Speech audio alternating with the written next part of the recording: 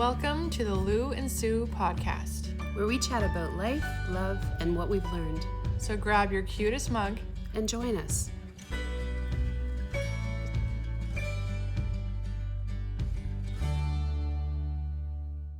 Hi. Hi, welcome to our first podcast, Lou&Sue, Growing and Glowing Together. This is an idea that we came up with, and we may regret, on one of our many walks and talks together. We've been friends for how long now? 10 years? It's been over 10 years now. Over 10 years. Yeah. And we talk a lot, and we've been through a lot together. Mm-hmm. And we probably should have a Kleenex box here for me. We'll get on that. Yeah. Pink, obviously. Yeah. Why did we do this? Why are we doing this? Why are we doing this? Well, we talk all the time, and we figure other people can relate to what we've gone through and what we talk about, and we have different perspectives, and we also like listening to podcasts and watching, reading books and things like that already. So where we resonate with other people can resonate with us, and we're talking anyway, so we might as well record it. Exactly. Yeah. 90% of our friendship is just sending memes back and forth, or positive quotes, or Instagram videos. Yeah, that just make us realize that we're not alone, and that obviously if somebody's posted that or recorded it, that somebody else is feeling that or has experienced it. So, and for me, I'm married now, so I send them to my husband too, because sometimes I can't say things the way that I want them to come out, and it's like it might resonate more if it's coming from somebody else. Certain words they click, and it's like, yes, that's what I'm trying to say. Exactly. I can't find the words, but here it is. And so maybe we'll be that for other people too. Yeah. I don't know if I talk with my hands a lot, but we'll see as we edit it. Yeah. Something else too is that, and I just lost my train of thought, which is gonna happen a lot, I think. You should take my meds before we that would probably help. Yeah. I really lost my train of thought. Meds. I have no idea where it went. It's just gone. It's just gone. Well, do you hate it when people say it must not have been important? I do, but I also just remembered it. So disclaimer, this is like our conversations, our experience. We're not trained in any of these things. We're not experts. Yeah. So literally, it's also our feelings and our experience of things. So it's not necessarily that this is we have facts, but then we have what our feelings are, and those aren't necessarily facts, or just what certain things, how it makes us, resonates with us, how it, maybe triggered us in certain things, brings up other things. Maybe we figure those things out too, but this is really just how we are with our experience. We're very similar in how we feel about things, but we're very different in a lot of other ways too, which is nice, because then I'll ask her perspective on things, she'll ask me mine, and we're very honest with each other, which is what I think friendships should be anyways. I think a lot of people don't have that in their friendship, where somebody will tell them not what they want to hear. So, or just challenge. We try to be very gentle about it, but we still will straight up best interest, your best interest at heart. This is what I feel like, and have you considered this? And then maybe sometimes it helps better. It helps more that way than just saying, sure, I agree, whatever. But it's we've all had friends in our lives that were like that, but those friendships you kind of grow out of them, and then they're over. And the ones that stick are the ones that can tell you things that might be a little tough to hear at the moment, but you need to hear them. So let's be that for you. Yeah, that's exactly what it is. Yeah. So on this first episode, I guess we're not going to pick necessarily a topic, but we have a whole list of things we want to talk about. So for this one, we'll just kind of introduce ourselves and tell a little bit about our past and where we come from. A little bit of background, just to kind of what makes us why our perspectives are a little bit different. So unfortunately or fortunately, things we've gone through that. So right now I'm married, but it's my second marriage, and Lou is. I'm separated right now. It's only been about 6 months or so. It was my first marriage, and I'm almost 40, and I dated first before I ever got married, so I have a lot of different, not a lot, but I have some different experiences leading up to before I got married. So like Susan got married younger, so she's got a completely different experience as far as that goes. Yeah, and then now she's newly remarried. Yeah, I was 19 when I met my ex-husband, and we were together for 15 years, married for 13. You know, typical young Baptist, date for a year, engaged, married, no sex before marriage. So I have that perspective on things. And then when I was 35, I got divorced, and I'm sure we'll dive deeper into that in an episode. The next relationship was immediate, and it was a 5-year relationship, and it was pretty toxic. And again, we'll dive into that later too. Which you were in that relationship when we met, like that's how newly. we met. Yeah. So that relationship, he was a bartender, and he frequented the bars, and Lou was working at the bar that he always went to, and I had never even been in. Actually, the first time I was ever in there, you were bartending, and I don't know that we were really close right away, but probably within a year. I think it built, 6 months to a year, and then all of a sudden, like, everything was, okay, we were always talking, we were always texting back and forth, she was always coming in, every time she came in, we'd always hang out. And it was like I got you in the divorce from that relationship. Wasn't actually married, but, so that one ended, I guess 4 years ago. That sounds about right. Yeah, and then COVID hit, and for the first time, really, I truly started dating, even though I wasn't supposed to. And met my husband 2 years ago. We were engaged within 3 months and married the next year. We got married last April.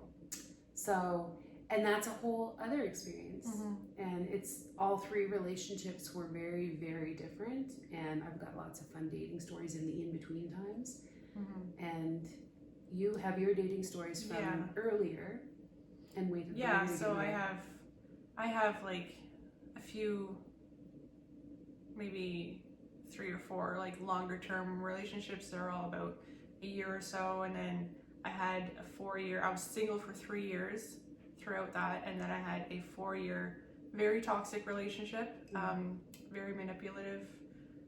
So that was the first like real introduction into how that relationship is, which we relate to a lot. We both discovered what narcissism was for the first time ever. The first real narcissist. I know what that's like now. And that word gets thrown around a lot, but when we get to that, we'll talk to you guys about how to avoid that in the future. Then, so this is not the person I married, by the way. That very toxic one was not the one I married. 6 months after that relationship ended, then I met the person who I ended up marrying. We were together for 8 years before we got married, and funnily enough, we were going through our separation while she was getting remarried. So it was a weird it's time. Like we can't align where we're at in our lives.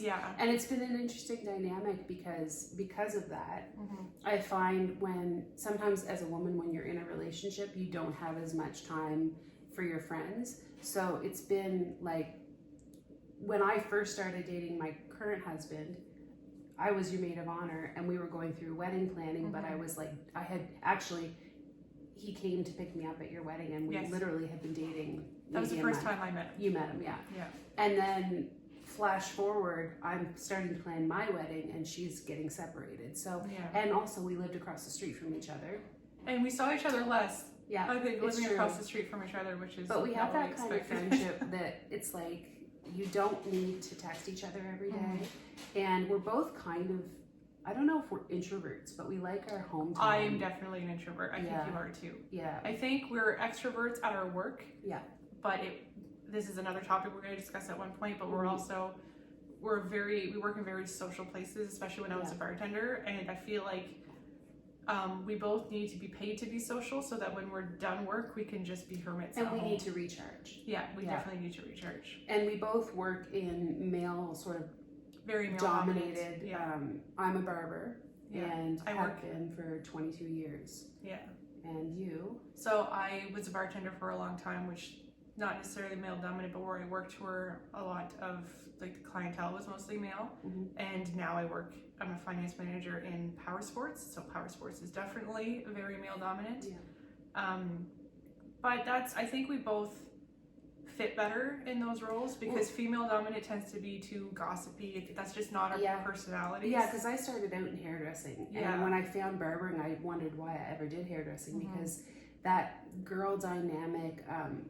We're not the type of people to have 10 girlfriends and go out on Friday nights and gossip and share makeup tips. Really, even like we're just really not. I think that's part of why we tend to be so close is because we are so get along better with men in general, and that's why we kind of relate more to each other. I think.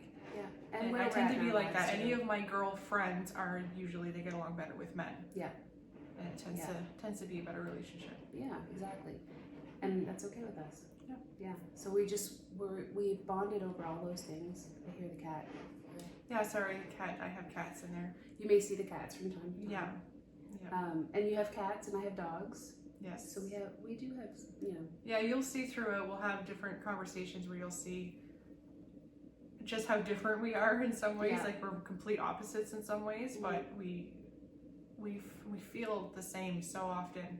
Like I'll have an experience with something and I'll ask her straight up, like, is this normal that this is how I'm feeling about this? Is this how you would take it too? And she said that's exactly the same way I would take it. And like family dynamics and, you know, work situations and the dating thing really, like, you know, talking to each other. If I was dating somebody and something happened that I felt like, especially after being in a bad relationship, you start to question like, okay, is it me or is this normal? And you need that sounding board. And Lou was always that person I could message and say, look, this is what happened. Is this normal or not? And sometimes she would say, yeah, you're kind of overreacting a little bit. Yeah. Maybe you're a little triggered by things. So. And I can do that too. So it's, again, sounding board is the important part. Yeah. Yeah. I think everybody needs that, especially women. But if you don't have that, it's hard to figure out these things on your own. Like a lot of it, my own therapy is speaking. So I can talk to her and I don't necessarily need her to say anything, but just me getting it out usually helps. However, she's a very good listener, so that helps as well. And her opinions, again, she's not just placating me. She's like, she'll tell me her honest opinion about things, so it's definitely helpful. But sometimes we just need to get it out of her system to be like, oh, that actually doesn't bother me as much as I was making it out to. Like once you hear it in your own voice, say it out loud sometimes, and it's like, okay, no, I know how I feel about this now, where I couldn't figure it out just internally, and and we have to find sort of ways to hang out because we are so kind of homebody-ish. This is the first time I've ever been on her couch. Yes. So this is the second time ever in this apartment, and then now that I have this couch, it's the first time she's seen the couch. Yeah.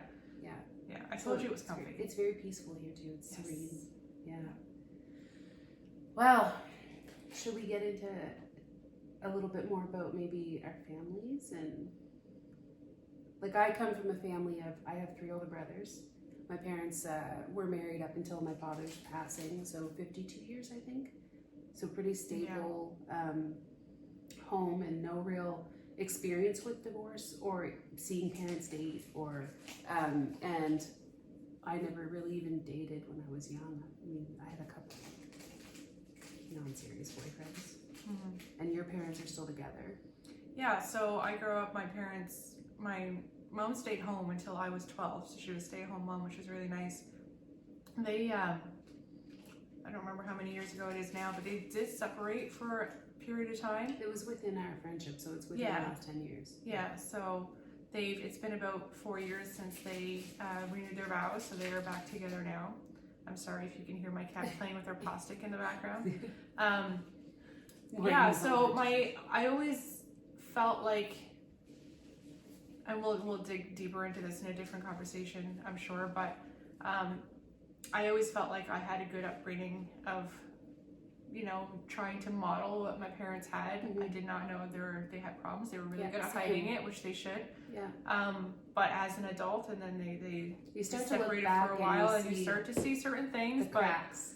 The other thing of you marry somebody like your dad. If you had a good experience with your dad, I'm a daddy's girl, so I definitely had a good experience with my dad. But I see a lot of similarities, so many similarities.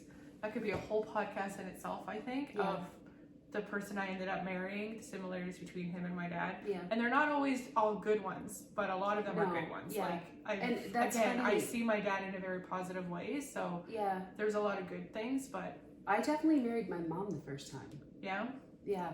Like, just, you know, a right fighter, like does the right thing, very responsible, calm, you know, yeah, my ex-husband was my mom. My current husband is my father. I don't know, like, we'll dig into that. But maybe. that is the thing, right? I don't know They who say the that, 5-year boyfriend was, but he was just an in-between. It wasn't supposed to last anyways. But yeah, so that's what they say that though, like men generally, if you have a good relationship with your mom, you tend to marry somebody that's similar to your mom. Mhm. I don't think I was very similar to, like, legally she's still my mother-in-law, but in some ways I'm sure we were, kind of thing. I'm definitely like my husband's mother. Yeah. My father-in-law is, my mother-in-law passed away about a month ago, and my father-in-law is now living with us. And the other day he said, her name was Sharon. Cats. Yeah, sorry. Her name was Sharon. You can hear background noise. He said, Sharon will never be dead as long as you're around. Oh, that's how much really he, sweet though. Yeah. I like that. So, and it's, that made me feel good because they were married for, I think, 50 years. And my husband's very much like his father, hardly ever says a word, you know, keeps his cards close to his chest. So I feel like, and she was more domineering, and I try not to wear the pants.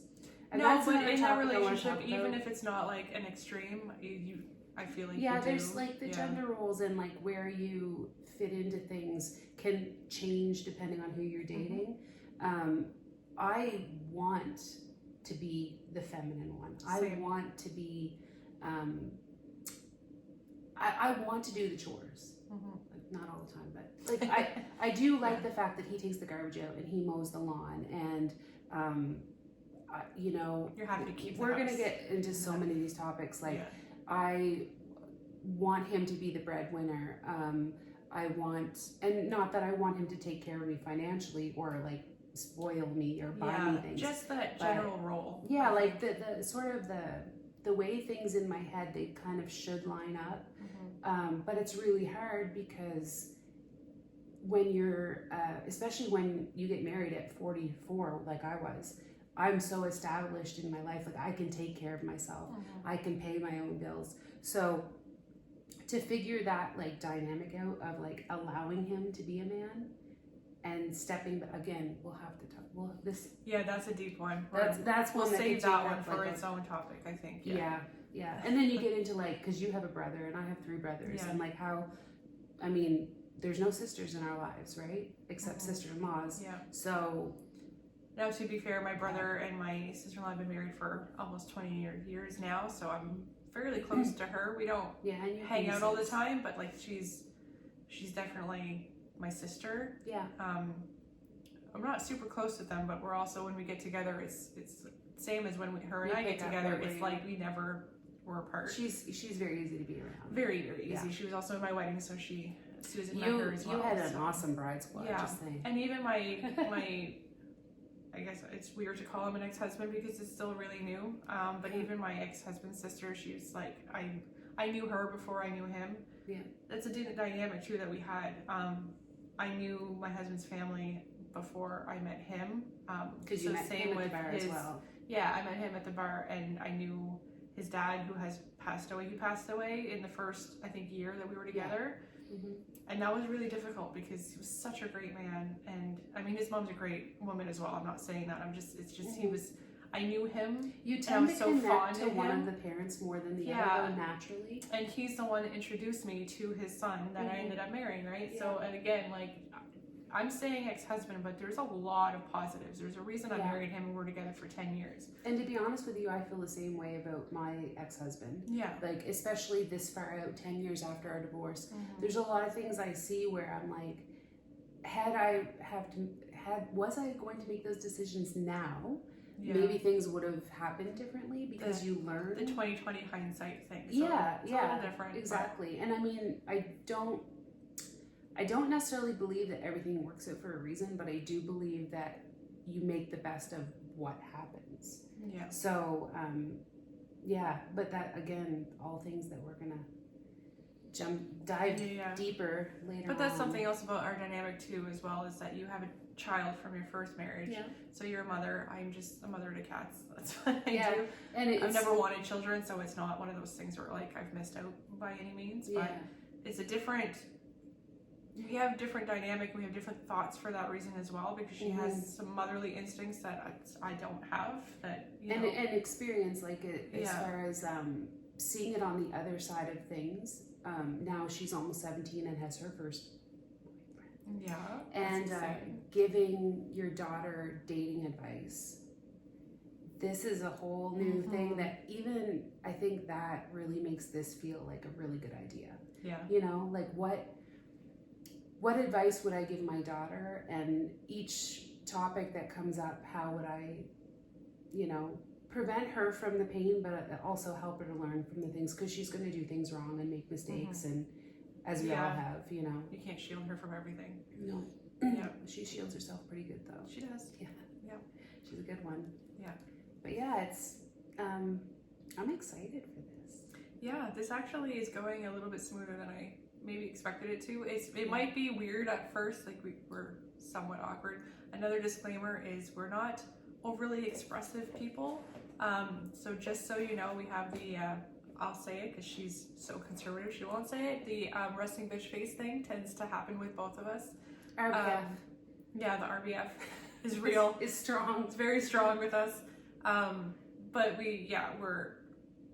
we're so on, I think, at work, and that's the thing. We're so on with other people when we're at work that when we allow ourselves to just be us, which we can be with each other, I know her and she knows me, so if it might come off a certain way if other people are hearing it. So just in case that's happening here. Like I've already told Lou that I'm not going to be reading any comments. Yeah. Because I'm the one that is. So we had this conversation on our walk where we talked about doing a podcast. Yeah. I was excited about seeing comments because my reaction about comments was, well, what about people telling us that they relate to us and how it helped us? And she was like scared right off the bat. Yeah, so like, okay, I'll be in charge of reading comments. I already know. Like when I said the thing about liking the fact, like gender roles, like my husband mowing the lawn and doing the garbage, and like I don't mind cleaning the house and taking on the typical feminine roles. I already know. There's going to be somebody waiting in the wings like, are you not a feminist? Yeah. You know? I'm not a feminist, actually. But my opinion on a feminist is that the feminine can make her own choices. That's and if you choose to keep that feminine role, it doesn't mean you're not a feminist. Yeah, and I think nowadays it almost takes a stronger woman to say, no, actually I kind of like how it used to be. Don't come at me. Okay, I'm not talking about like the 1950s. I won't read her any comments that. Yeah, she's not even gonna let me see them, so you might as well not bother. No, we won't entertain any negative comments. Right. Really, comment if you are resonating to us or anything like that. If you have. Yeah. We have so many topics already that we want to talk about, but as we go on, if you have topics that you want us to talk about, bring them up as well. That would be nice. Yeah. Yeah. Yeah, I think we have enough general experience. Like she said, we're not experts. No. Well, you went to university, didn't you? Well, for a year, and then I went to college, so that's a whole different kind of okay. I didn't go weird to university. Thing. Yeah. I barely went to high school. So but I think that I think it's gonna be fun. Yeah. And as far as the comments and stuff go, I think that one of the things that we bond over is that we try to grow. Hence the growing and glowing. Growing and glowing. Yeah. And to be positive and to learn from things and try not to sit in negativity. So could I read them? Yeah, but I feel like. But there's two of us, so you'll have your own roles and I'll have mine. I'll take care of the comments. That's okay. I don't mind doing that. Yeah, that's your role for sure. Yeah. I don't do that a lot. Yeah. I'm in charge of the aesthetic. No, you're an aesthetic person. We'll figure out our roles at some point as we go on. She's a little better with social media, so maybe that's more along the lines of where she ends up dominating this whole thing. But technically, I'm like I can't even talk about it because I don't even know. Like, I am not a technical person. I can't use my phone properly. I don't know how to, and I have no desire to. Like, I don't want to learn. There's a lot of things I want to learn about. I don't care. Yeah. I think that's something about getting to be our age too, where it's like, we're good at what we're good at. Yeah. And then we have things where we're like, I don't care if I'm ever good at this. That's fine. I don't need to be good at everything. I think that's like the big difference between our age, even because I'm turning 40 next year in May. In May. And I'll be 45 in January. Yeah. Even just those basically 5 years, we literally learned to type on typewriters for us. And we had a computer lab like the last year I was in high school, but there was no internet, and we were learning like programming on, is it DOS? Yeah, I don't remember, so. But it was like anyway. That's it was a little bit my, more like, advanced. Yeah, but it changed. Everything changed from the time that you went to school to the time. Not necessarily specifically when I went to school, but because I went to university and college afterwards, I would still call that school. Yeah. So you learned to type on typewriters, and then I have a certificate where I type 106 words per minute. So like, that was on a computer, and that's all right. We're different that way. That's a technology thing. But you know what it is though too is like I watch my daughter with technology, and the reason why I feel like she's so good at it is kids aren't afraid to break things. Right, so they get in there and they figure stuff out, and if they jam it up or whatever, you know, like hitting the enter button a bunch of times, they don't really care. So because they're not afraid, they learn, and that's a good moral for life. I think is don't be afraid to try. Yeah, because you might learn something. But if you're always afraid that I don't know how this is gonna go, like right now, how we feel about this, right? But if we never tried, we'll never know. That's exactly what I was gonna say. I've heard that before. If you never try, you'll never know. Yeah. And I like that because. And you'll never grow, and you'll never glow. There you go. All the rhyming things. No, I like that because I tend to do a lot of things myself, aka my hair. I've been doing that since I was about 15. Yeah. I'm crafty to a certain extent, and I like trying things and doing things, and I tend to be decently good at figuring things out. I do get frustrated when it does take a little while to figure out, and I'll give up. Like our phone stand? Right, but I still like to try. We'll see how many times I try and how long I try for. However, I do still like to try. Yeah. So this whole podcast thing, she brought it up, and at first I was like, I don't know. I think but then the more I thought about it, the more I'm like, you know what? We're just talking anyways. I love watching this kind of dynamic from other people. Yeah. So it's like, why are we different? Yeah. We can do it. Yeah. And people will relate to us as well. And we're just talking anyways. In our conversations, there's never a dull moment. We are always constantly figuring out something to talk about. So which is why we have dedicated topics that we're going to try to stick to. Otherwise, we can go on rants and we are going to go off on tangents. Yeah. And you're right. We have a lot. Like I want to jump in now, but yeah, it's hard. Like I'm holding back every time I feel myself starting to be like, and we're going down this path. I'm like, no, we'll talk about that in that specific podcast. So you'll see that a lot of things will relate though as we go on because there's so many different topics. One whole conversation can have 4 different topics in it. So we'll try not to go on tangents, but things will, I think, go into each other and be repeated throughout. Yeah. We'll see. Because that's how it works. We'll see how good we are at like holding our focus and stuff. That'll be a good test. Yeah, because losing your thought in the middle of it, that's... Well, we already did that. My thought just went away. I got it back, but it went away. That's gonna happen. Yeah. This is another part about us is that she's ADHD. She's on medication now, so that's a whole other thing as well, right? Like I just tend to forget things sometimes. I'm not ADHD by any means, and I don't.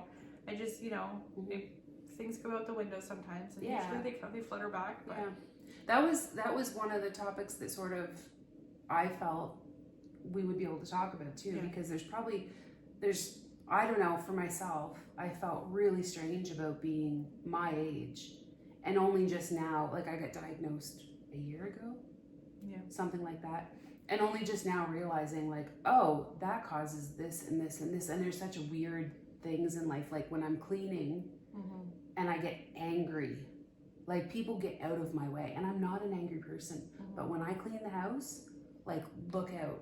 And when I'm on my medication, I can stay calm, I can focus, I don't have that overwhelming, like, where do I start kind of thing. I just do it now.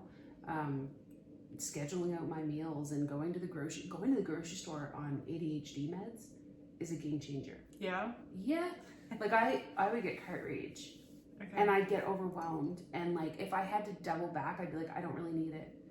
It's not worth it. It's not worth going I against the forgot a traffic lemon. here. And it's always the produce, and that's the first place you go Yeah. into. And it's always like, I forgot a lemon, or I forgot dill or something. And I'm like, do we really need the lemon and the dill Yeah. Do I really have to go back? in the lemon and dill salmon?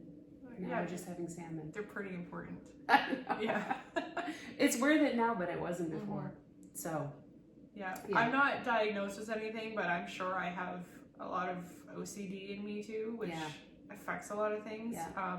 I think a lot of it is just my perfectionism personality, which a lot of women have in general. It's a common thing that we just need to be perfect and in control of things and everything like that. So in some of those ways, I relate to some of her ADHD, idiosyncrasies. but it's some of it is just on a feminine level that is But just similar. I feel like it's like how women, when they're pregnant, they say they nest. Yeah. Part of being a woman is it's almost like a survival thing. Like, if we weren't organized, and if we didn't care about the little things, so much wouldn't happen. You know what I mean? It just wouldn't, because guys, it's not even on their radar, from my experience. So I think it's also appreciating the things. Like these little things, having certain things organized and in place so you can sit there and you look around and everything's just calm. Yeah. There's no mess, there's no clutter. It's home. It feels so good. Yeah. And it's a practice of gratitude, of just being like, oh, this is nice, this is my home, it's clean, it's organized, and like, we're both sort of on a journey of, I'll speak for you, less is more. Like starting to, if we bring something into that, this is me, I don't know if you're going to She's better at this than I am right now. I don't have a drawer in my upstairs now that does not have a purpose. I don't have anything in my house that doesn't have a home. Because chaos in my home causes chaos in my mind, which is also part of ADD, but I think a lot of women have that, and probably men. But I just feel, when I clean my house and the surfaces are clean, I don't know if other people deal with this, but we both have talked about like coffee tables being full of just stuff. Like, why is there stuff like my kitchen table? Why is there so much stuff on it all the time? And I feel like, anyway, so just having a home. And the other day I cleaned out my linen closet in my hallway where my towels are. And then with my father-in-law being there, now I have 4 baskets, one for each of us for our shower items, and like toiletries and stuff. And then on the bottom, I have like all my medicines and things like that. And I bought new baskets, and they're aesthetic. And it was such a small thing, but it makes such a big impact. Just throwing out stuff that it's either expired or I never used it, and the amount of stuff that I've bought and never needed. And to be clear, she was so proud. She took a photo of it and sent it to me, and I was very happy for her because it was aesthetically pleasing. It was. Although the labels that I put on them, they didn't stick. They didn't stick? Well, I have a Cricut. I might have to help her with labels. Yeah, she makes really cool stuff, signs and things. Yeah, I did a lot. I bought, I got my husband to gift it to me for Christmas for a Cricut before we got married, because I wanted to do a lot of the crafts myself. Basically, my entire wedding was DIY, which is another way that we differed. She basically just paid for them to take care of everything. And I was jealous of her in a lot of ways, because it was a lot of work to DIY my own wedding. It was nice. It was nice to have everything so personalized, but it was also, it was the setup and tear down. That was a lot of work. The setup, I got overwhelmed, and we can talk about that as well too, but I got really overwhelmed, and that is one place where my husband was a rock star. He was exactly what I needed when I needed it.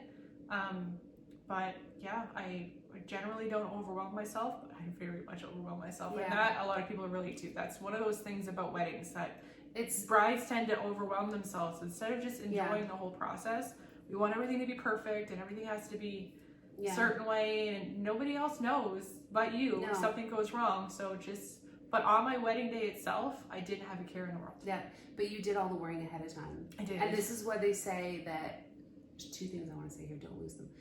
This is why they say that women tend to be calmer on their wedding day, and that's why men get really emotional, because it's like when you're pregnant, right? You've been processing it for 9 months. You're so ready by the time it happens. in general, maybe more emotionally. Whereas men, it's like, it's not really real till it's real. So, and also, I did remember, see, that's the meds. I got married when I was 21 the first time, and my wedding cost, I think, $2,000, like the entire thing. That's my dress.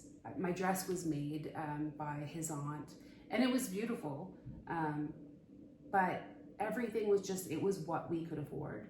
And I didn't have a dress fitting, and I didn't, I didn't have a bachelorette. I didn't do any of the experience, the checks off. Yeah. I didn't have like nice invitations. We literally just bought some paper and printed them off and sent them out like that. And not that there's anything wrong with that, because I do think a lot of people get too caught up in their wedding day, and they're not thinking marriage, they're thinking wedding day. And at the end of the day, that's all it is. But this time around, I wanted the full experience. Yeah. Because I don't ever want to do it again. Yeah. This is it. This is the last Two one. and done. Yeah. And if it doesn't work out, which is gonna, but if it doesn't work out, then we're probably gonna end up just living together eventually, and you and I. Yeah. And she doesn't know this yet. And doing a podcast for the rest of our lives with our cats. Yeah. I'm good with that. Yeah. That works for me. It's true. I don't know what my future holds, and that's fine. But I'm secretly kind of excited for you to date. yeah. Just gonna live vicariously through me. No, I just want But I'm material not- for the podcast. Right. I'm not somebody who likes to date. Like I tended to go through relationships. I'm a serial monogamous. How do I say that? Monogamous. Wow. Yeah. Yeah. I have no intentions of dating right now. It's not on my radar at all. I'm just Finding you again. I'm enjoying my own space, the way I want it. Yeah. Do It's what I very want nice when space. I want, and not have anything kind of dictate what I want to do. I can do whatever I want, and this is a lot. Like, she keeps reminding me, Yeah. because you lose that when you live with somebody. Yeah. And as much as it's really nice to live with somebody, especially with your husband, you miss it. Is it though? No, I'm just kidding. Right? I don't know. Because in We'll talk about that in a different That's a one whole too. other one, yeah. In 2020, when I moved into my own apartment and ended that 5-year bad relationship, Yeah. I at first was, I don't remember, I think I was really excited at first, but then COVID hit and everything shut down. Literally, I moved into my apartment, I think it was March the 3rd, and everything shut down March 17th, and I couldn't go to work. I'm a barber, so I couldn't work for 10 weeks. My couch got delivered, thankfully, the Friday before everything shut down, so I had a couch to sit on. That's good.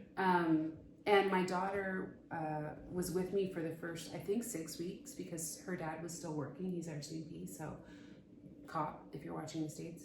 Yeah. But I got really into, I think I was alone for 3 years. Like, I was dating, but I didn't live with anybody Right. for 3 years. And that was my home, and I literally cried when we moved out of there. Well, you and Jerry created this safe place. Yeah. And you loved it. Yeah. It was great. We had you and her and the karaoke cats nights, like, every week. Yeah, you thrived in there. Yeah. You see our visitor. This is Link. Can you get a more aesthetic cat for a Right? podcast? Like, she. He. Oh, this one's the boy. Yeah. This one's the I boy. didn't look so. I do have a female as well. Oh my goodness. Yeah. Okay, well, the podcast is over now because I just Right. went There you past go. We're done. Yeah. Yeah, I feel like I don't even know what we're at for. Oh wow. Okay. So this is a good first one. We're gonna try to keep it around the 30 to 45 minute mark, just so we don't go off in too many tangents. But we want it to be, worth having sit down conversation and get enough time to get deep into things. And Yeah. And Yeah. I mean, bear with us because we're just figuring it out. Like, I don't know when we're gonna post, how Yeah. often we're gonna post. It would be ideal for us to post once a week. Mhm. I think we have enough topics probably to do us till 2037. So. Yeah, sounds about right. Yeah. And I mean, you guys will be able to come along on the ride for us as we go through. Basically, I'm a newlywed and she's a newly separated lady. Separated, yeah. So, what We're going through a lot. Yeah, so, what that entails. Yeah. So, all right. So we'll stop this here for now. Our cups with our hot chocolate in it, and so we'll see you on the next one. We'll have a specific topic, and then we'll just kind of get deep into that one. Yeah. So Keep doing that from now on, each episode. Yeah. From us to you, keep growing and glowing. Yes. Okay. Bye. Bye. Thank you so much for watching our podcast. If you enjoyed this episode, please like and subscribe, and follow us on our social media at Lou&Sue Podcast on both Instagram and TikTok. See you next week.